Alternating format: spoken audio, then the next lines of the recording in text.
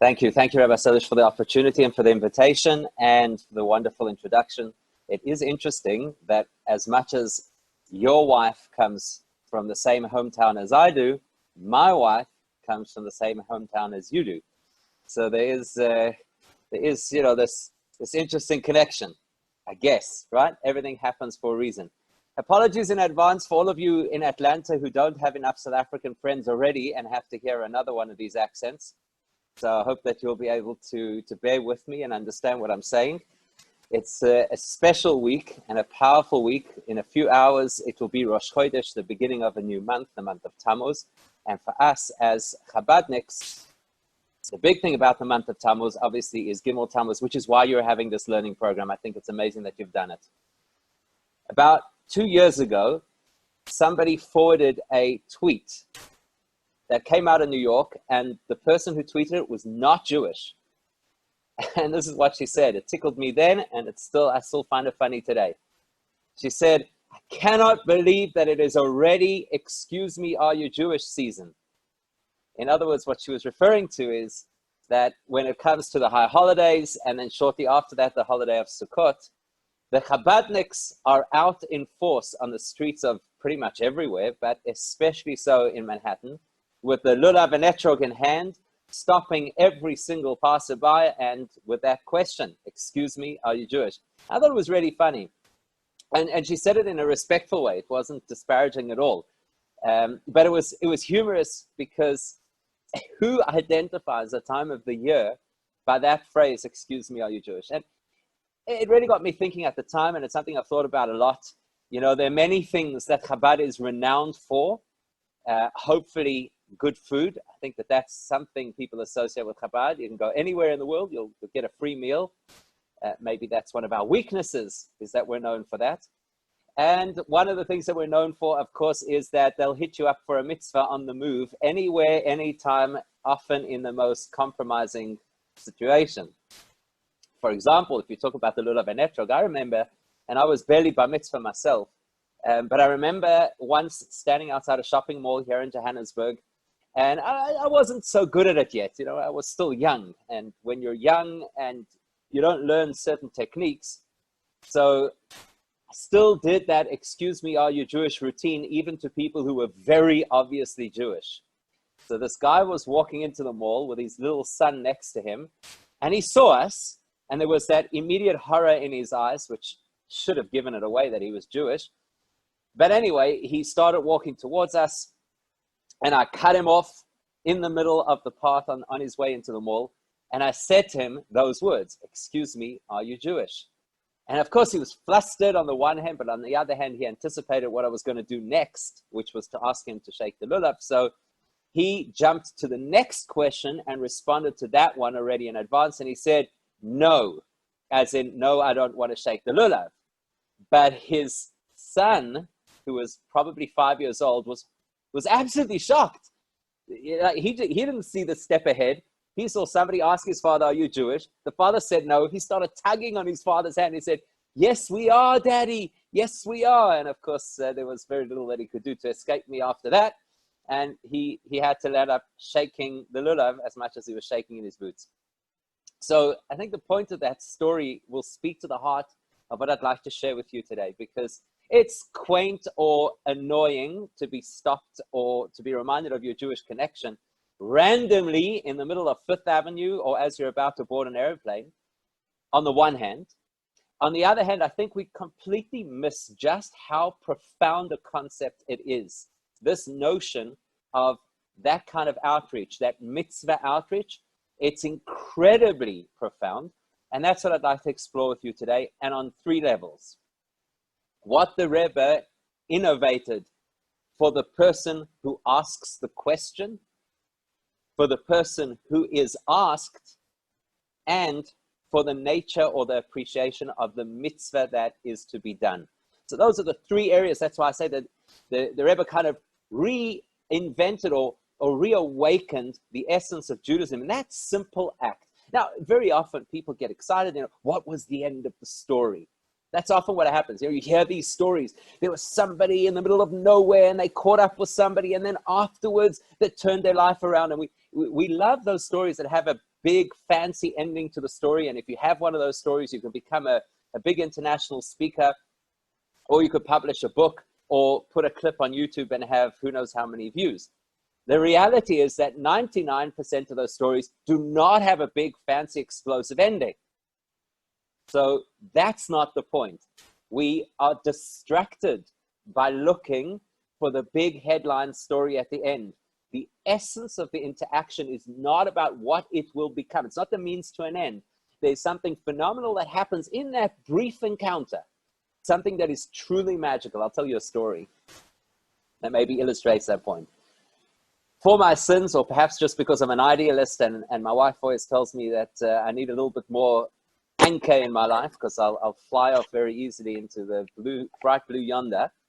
So for whatever reason, in 2008, I accepted an invitation from a group of people, young people, fit people, people who go to gym on a regular basis from the United Kingdom, and they invited me to join them to climb a mountain in Tanzania in Africa.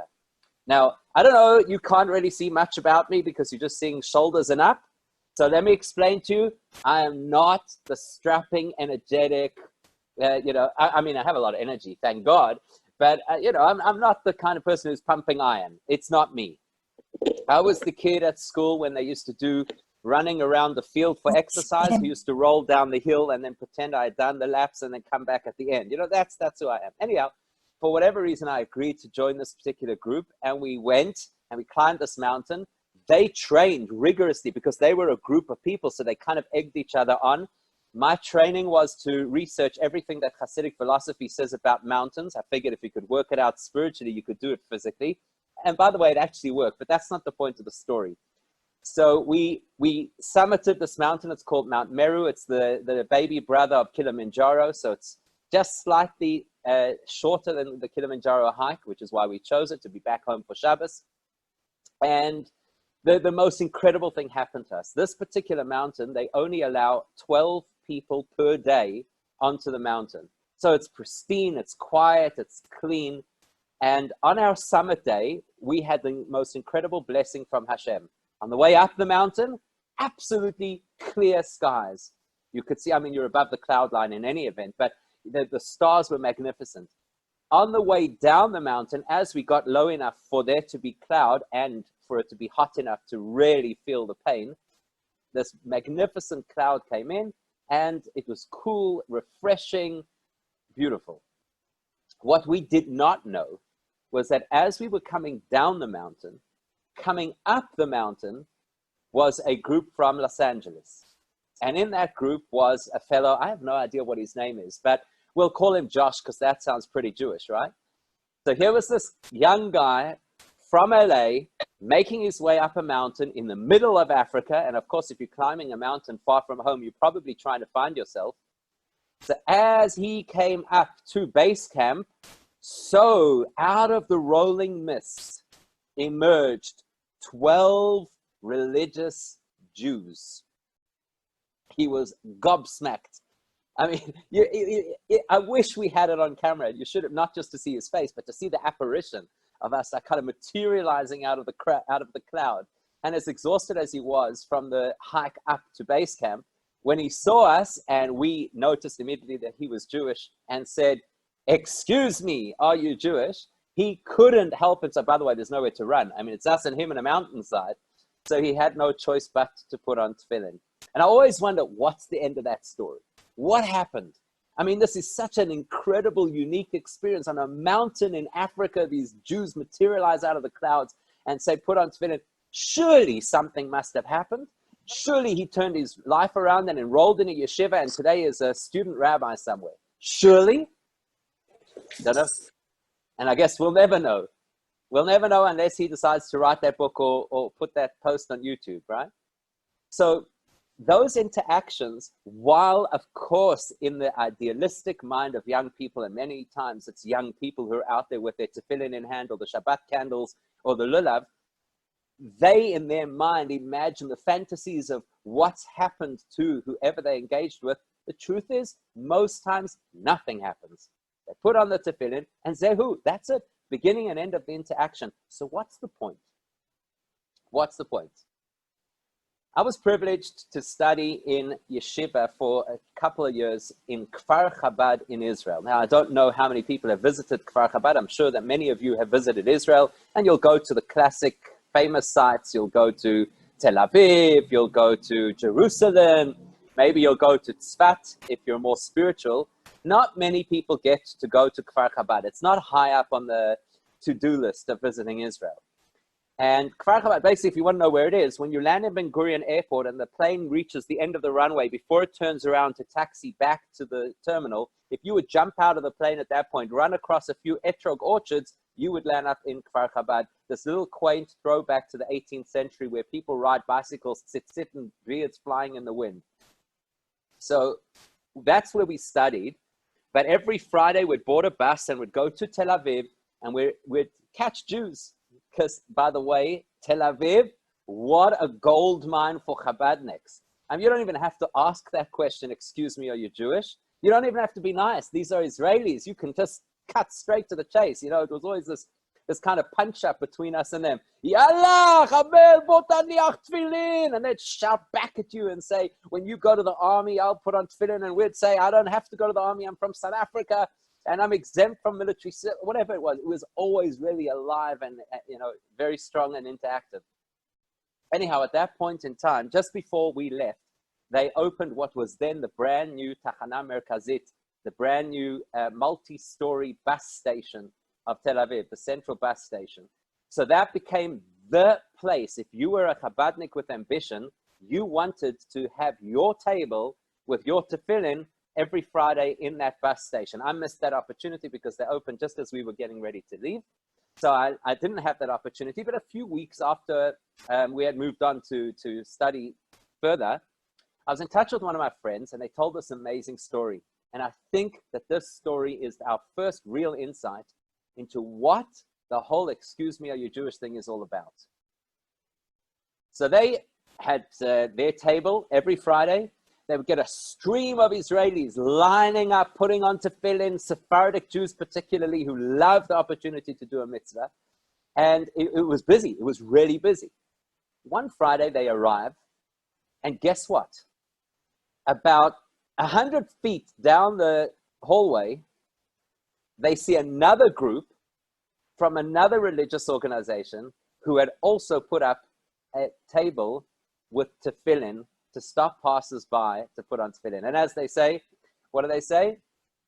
You know, when people try to emulate what you're doing, you know that you're onto something right. So anyhow, they said, great, the more the merrier. You get your mitzvahs, we get our mitzvahs. It's all fantastic. Anyhow, they're doing their thing and they're putting on tefillin. And the next thing they noticed, an incredibly strange scene unfold.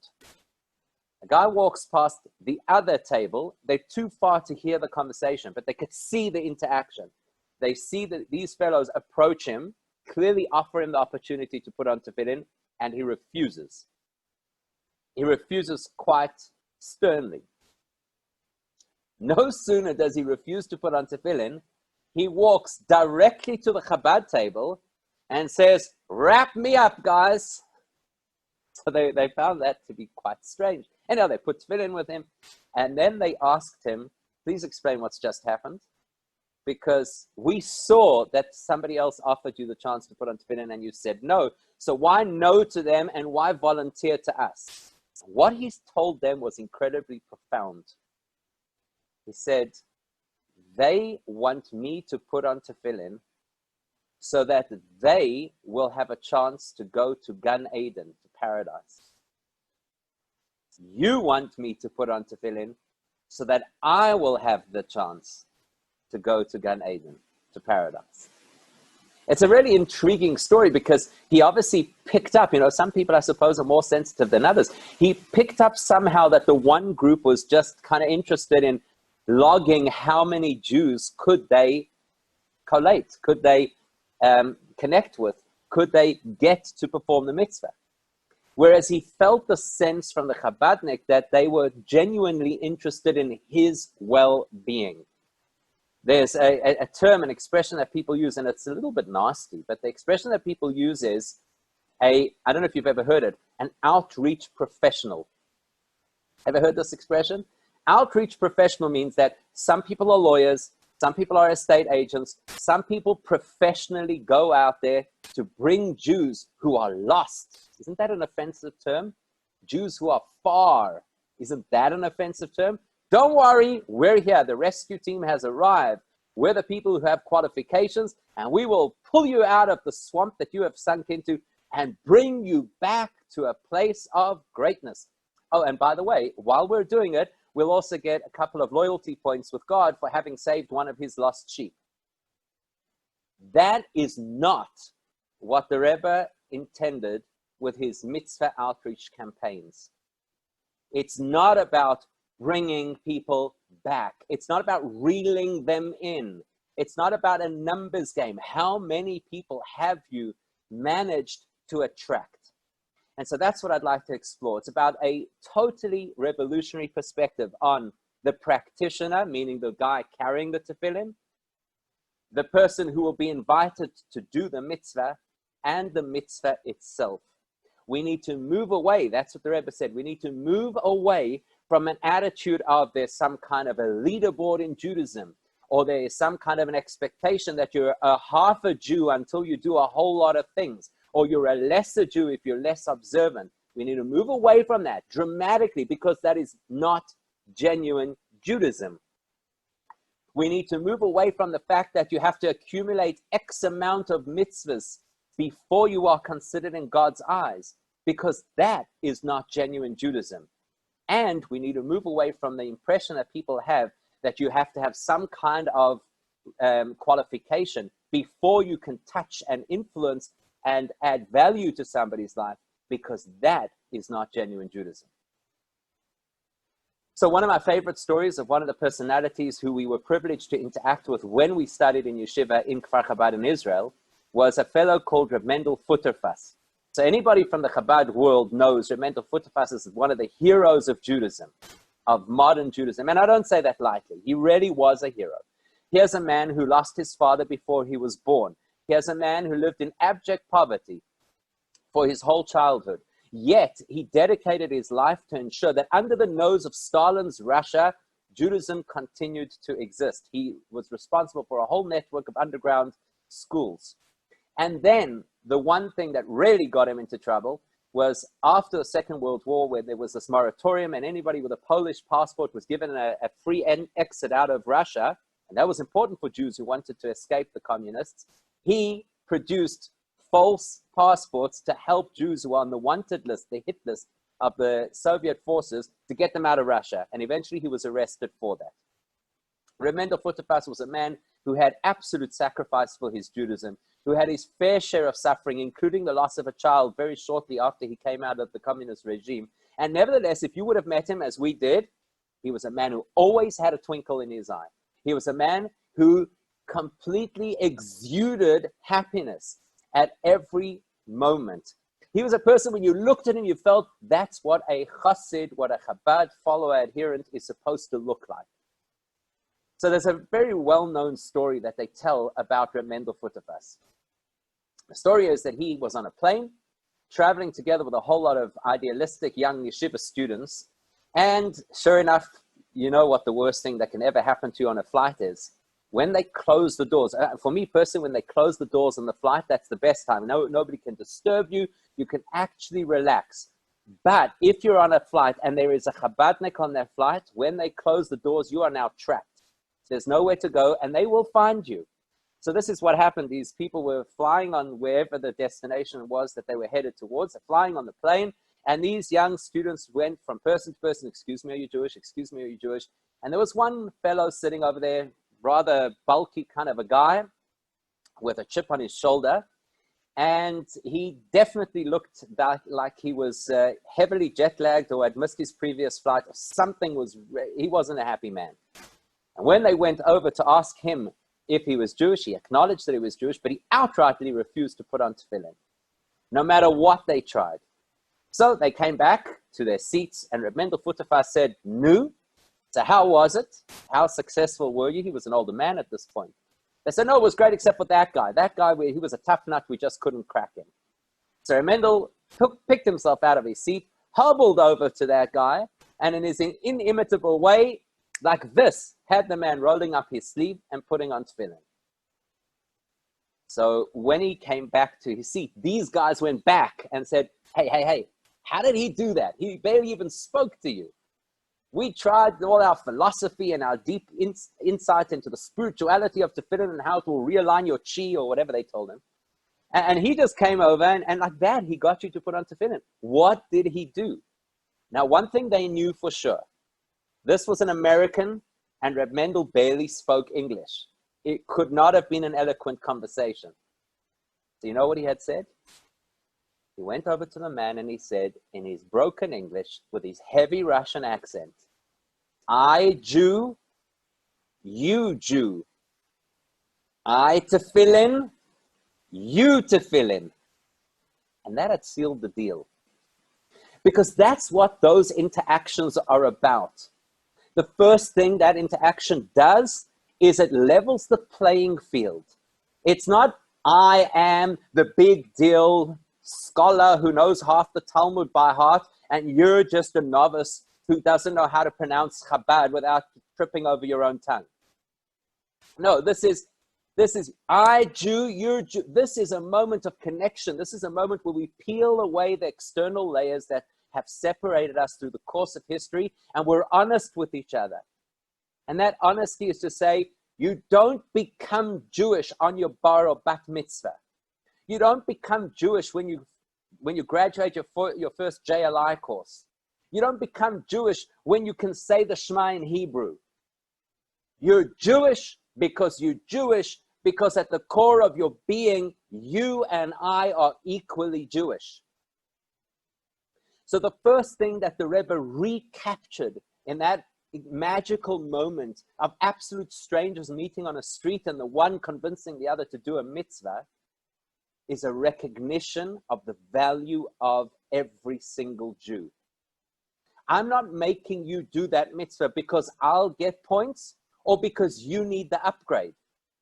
I want you to do that mitzvah because you have a soul, and as valuable as that mitzvah is to me, and I appreciate its value, because look, I do it every single day, I believe that you will resonate with that value at the core of your being exactly as I do. And that's regardless of whether you do it ever again or not. That's regardless of whether that becomes the turning point in your life or not. Because this is a moment of truth.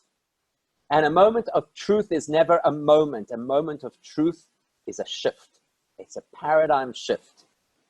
That perhaps from that moment and on, you will at least know that to be Jewish is an essential state.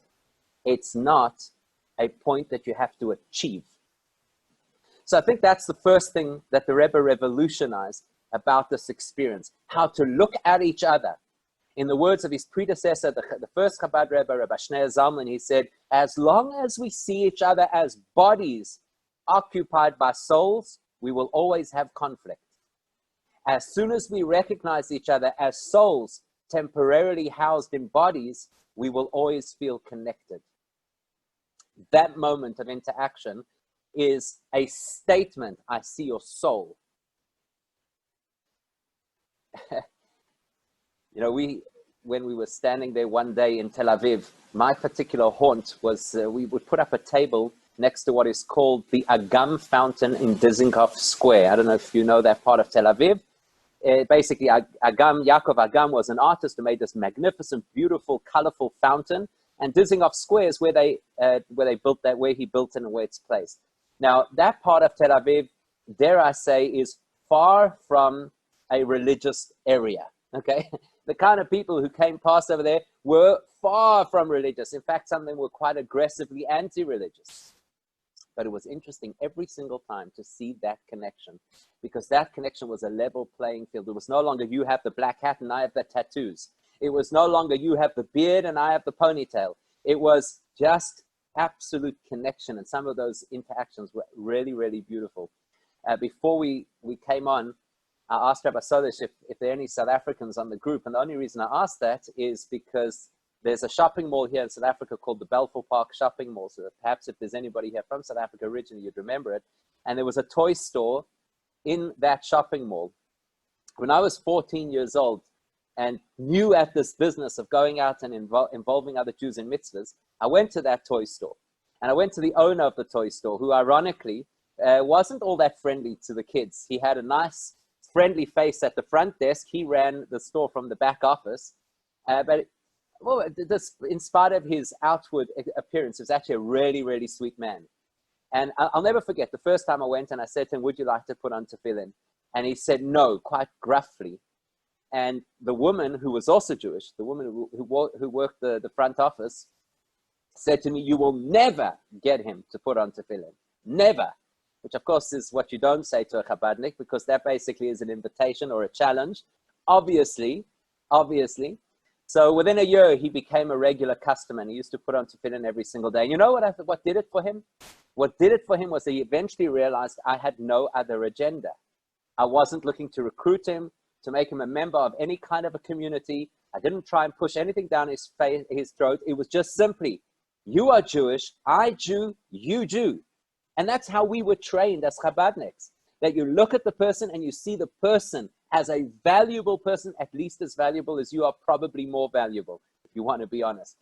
But so that's lesson number one, revolution number one, is how to see our fellow Jew.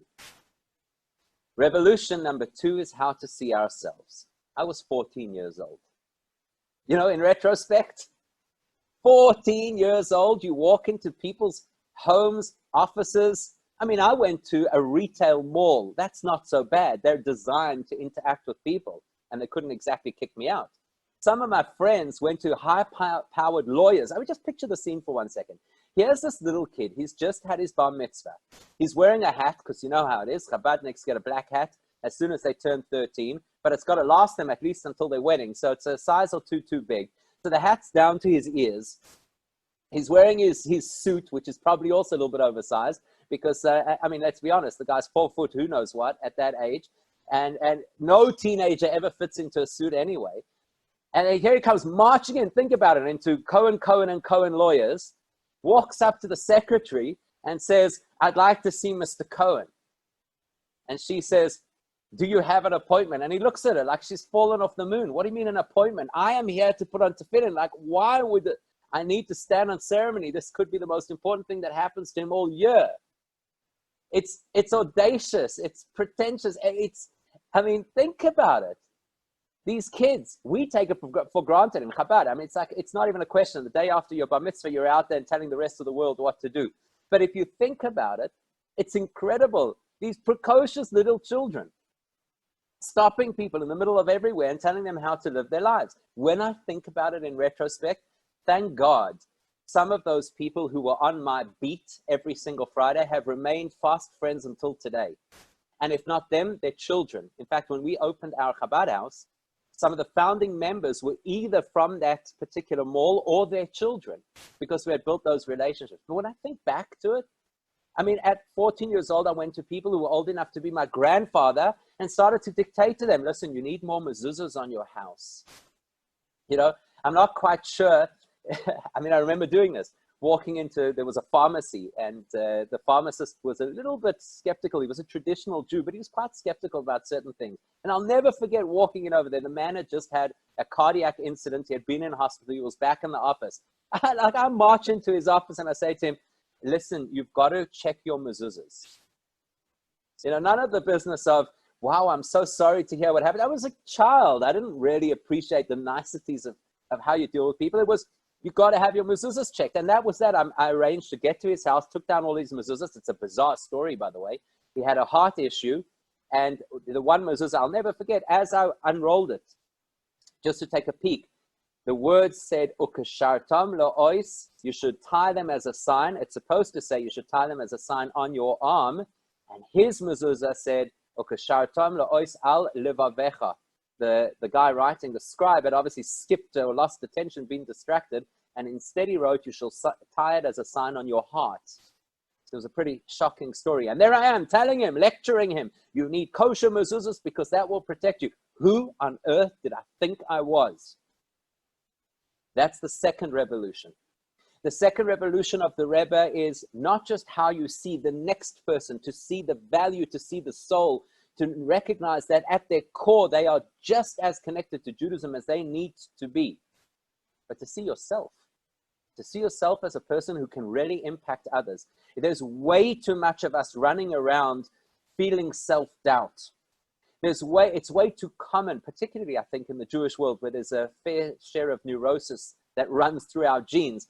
So there's way too much of us second guessing ourselves. Can I bring value to somebody else's life? Who am I to tell them what to do if I think that I could somehow give them not advice, because we're not supposed to go around dispensing advice to people, but something of value, a teaching, a thought, an inspiration. Way too often we think, not I'll give them the number for the rabbi. There's a professional out there who can do the work. Me, I'm just a novice. And by the way, I might be a novice for my whole life. In the Rebbe's words, if you know Aleph, just the first letter of the Jewish alphabet, then you have the holy duty to teach Aleph. If that's all you got, that is plenty, because you never know who you could touch with that. Some years ago, a member of our community came over to me with a big smirk on his face. This is somebody who does not keep a kosher home and is not Shabbat observant. He's quite a maverick character. And he came with a smirk on his face and he tells me, Rabbi, I got to tell you a story that happened. Okay, I'm waiting. What's he going to tell me?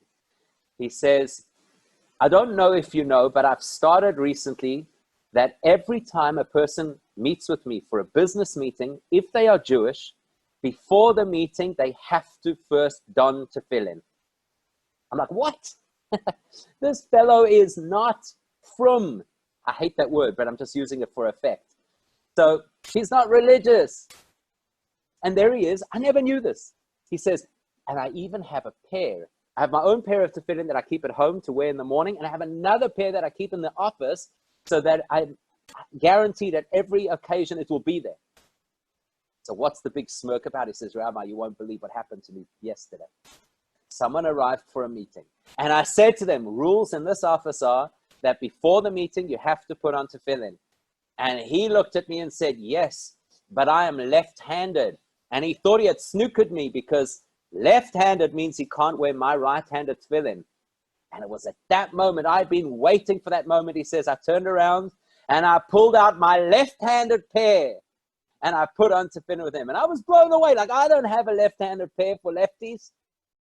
I have my right-handed pair of tefillin that I turn upside down if I've got to put it on a left-handed person. So there you have it.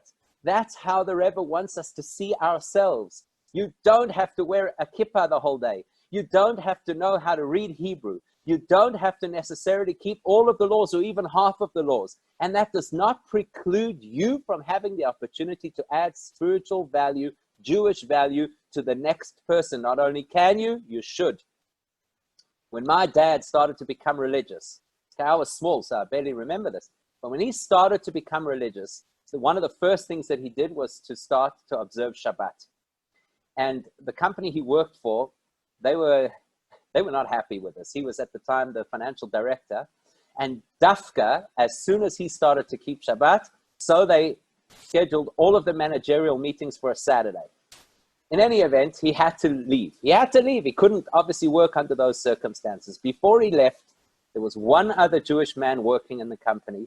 And he said to this Jewish man, you have to put on tefillin every day. That's the one thing you have to do. And that was that. He didn't see the fellow for at least 15 years. And then they met up again. Hey, I haven't seen you for a while. What's happening? This and that. Where are you working now? Where are you with? What are you doing? And the fellow turns to my father and says, I just want you to know that ever since you told me to put on tefillin every single day, this is when my father was just newly getting involved. He had recently bought his own pair of tefillin. The fellow says to him, you told me to put on tefillin every day. I want you to know that I've put on tefillin every single day for the last 15 years. Oh, by the way, every single day. Shabbat, the festivals, every single day. He didn't even know that there were days you don't wear tefillin. Doesn't matter. I can assure you now that the degree of nachas, of pleasure that Hashem had from that man putting on his tefillin every single day supersedes a lot of really religious people who sway back and forth in front of the Western Wall or in the middle of Borough Park. So lesson one that the Rebbe taught us is See everybody as absolutely connected. You're not going to add to them. You're only going to hopefully help them resonate with who they are. Number two, never underestimate the value of yourself, because the impact and influence that you could have is immense. And number three, the Rebbe revolutionized for us what a mitzvah is. A mitzvah is not something you do as part of a course that will eventually bring you to graduate into the next world. A mitzvah is not a tradition that keeps us connected to a history once upon a time. A mitzvah is not a heavy burden on our shoulders that unfortunately we were born into this particular group of people, so we've got to feel guilty for not doing. Because by the way, if there's one thing Jews are good at, it's feeling guilty. So even if we're not doing the mitzvahs, at least we feel good about the fact that we feel bad about it. So what is a mitzvah? What is a mitzvah? Think about this. Here you are walking down the street and some little kid with an oversized hat or some girl who's barely broken out with acne says to you, please, would you light Shabbat candles tonight? And you feel bad. You know, this is the Chabad equivalent of the Girl Scouts. So you feel bad and you take those candles. And unlike the Girl Scouts, you don't even have to buy them. You take the candles home and you light Shabbat candles that night. What have you done? People will wax lyrical about how you've become part of the unbroken chain across the generations that links you to Sarah, Rebecca, and Rachel, and Leah. You know, all the early people. Yeah, wonderful. It's all true. It's 100% true. But you know what you've done? What you've done is you've allowed yourself the opportunity to experience an eternal interaction. God is eternal, and the soul is eternal. Most of what we experience in life is transient. There's an expression that the sages use, He'avar ayin, the past is gone. The He'asid adayin, and the future is not here yet. V'hahoive keheref ayin, and the present is like the blink of an eye. Most of what we experience is completely transient. That's why, by the way, we're always living vicariously through cameras. Let's capture, how much can we hold on to? You know, once upon a time you used to go to a wedding and people were at the wedding. Now you go to a wedding and people are busy saving the wedding to their social media profile so that later they can come back to the wedding to experience what they didn't experience in person. We're so desperate to cling to every bit of life because we know that it will not be here in the next moment. There's nothing that we have that is of lasting value. It could be the most valuable, precious thing that you own. At any time, it could break or be taken away. There's only one opportunity for eternity. It's called a mitzvah. Because a mitzvah, firstly, puts you in touch with your soul, and your soul is eternal. A mitzvah is the language of your soul. The mitzvah may be performed with the body. You take your hand, you hold the coin, and you put it into the charity box. So it's performed with your body. But the mitzvah is an experience of your soul. It's an experience. The word mitzvah comes from the word connection. So it's a mitzvah that connects you with God. And God is eternal. So if your eternal soul is switched on or revealed, and it creates a connection with the eternal God, that means that this moment, even though it is a fleeting moment in human time, it is a moment of eternal or absolute value. We constantly make the mistake of thinking you have to correlate a whole lot of mitzvahs before you get something that is worthwhile. That is the revolution the Rebbe taught us. It's not a race. There's no hierarchy. You will not be awarded a gold trophy at the end for having been the person who, out of your group, you did the most mitzvahs. That's not how it works. Every single mitzvah, in the moment, whether at the end of the story there is a beautiful fairy tale ending or not, the mitzvah is of absolute eternal value to you, to God, and to the world. That's how the Rebbe reclaimed the essence of Judaism through that simple interaction, the excuse me, are you Jewish interaction. He reclaimed for us just how precious and valuable every one of us is as we are. We're not in need of some kind of DIY improvement before he likes us. He reclaimed for us the value of the individual, that Judaism, yes, we do plenty collectively. We gather together, we're a communal nation. But at the same time, every single one of us has absolute value and absolute power.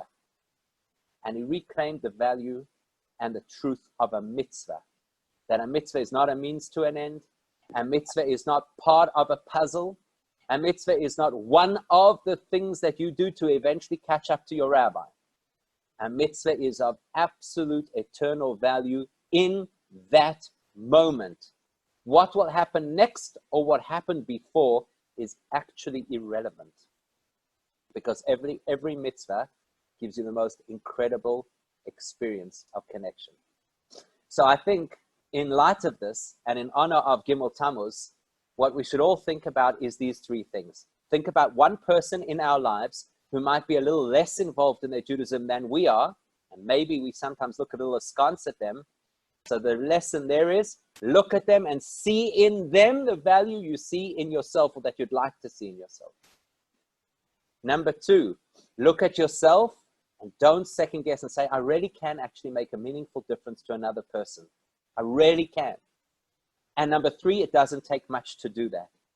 One simple mitzvah interaction is worth everything, even if it doesn't turn their life around and give you a fairy tale ending.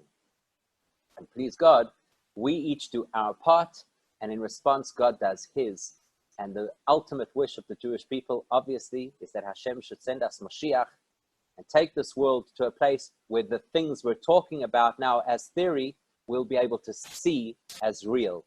Please God, that should happen, not, as they say, speedily in our days, but actually today. It's been really wonderful to have this opportunity. Thank you. I want to wish you all a lot of success and blessing in everything that you do.